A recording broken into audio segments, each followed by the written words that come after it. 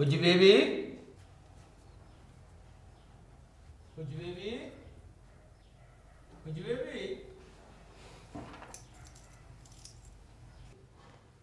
පුජි baby sure එකට ගිනිමත් දාන්නේ දපලා බුදිය ඇති. පුජි බේබි අපි පස්සේ ඔක කරගමු. පායිමත් මේ මල දාන්නේ උස්සගෙන ආවනේ. දැන් බලපන් මේක අතට ගත්ත විතරයි මැඩම් මැරිලා වැටුණා. දැන් මේක මුගේ අතට දීපු ගමන් මේක වැටෙන්නේ දන්නේ නැහැ. පස්සේ ඔක කරගමු. එක අතකින් නොදන්නට කරන් කන්න ගිහිල්ලා දන් ටික සවුතු කරගන්න ඕනේ නෑනේ. අපි කෑෂ් වලින්ම ඉල්ලමු. කෑෂ් වලින් කඩමු. එතකොට ඒකත් කාබාසිනිය කරන දාන්න පුළුවන් නේ යාට. පුජි බේබි පුජි බේබි මොකද බාවින්? නැගිටලා.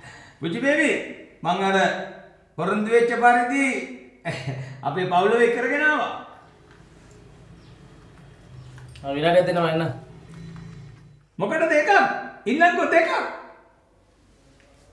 දැන් මෙච්චර කන් දෙක කටේ දාගෙන හිටියද මන් දන්නේ නැහැ. කණ්ඩේ පොන්සි.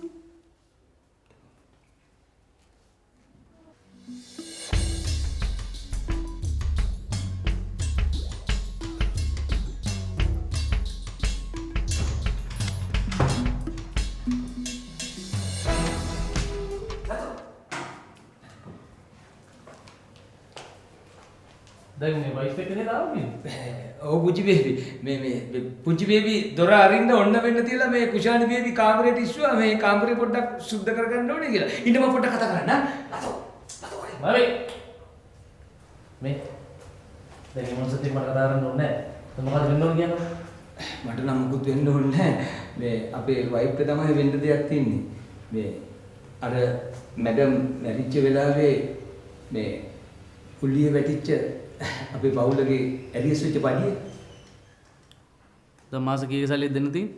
මාස 3-4ක කියන්නේ පුංචි බේබි මාස 5ක. මාද සල්ලියක් කීයද? 8යි 8000. ඒතර මාස 5ක් වැඩ කරේ සල්ලි ගන්න නැතුව?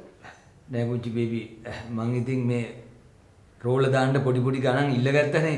මේ අනිත් එක මේ අපේ පවුලගේ පඩියට මම විදිහි කියලා මැඩම් මේ පවුලගේ පඩි සල්ලි බැංකු පොතේ දාන්න තමයි චෙක් කරලා තිබුණේ.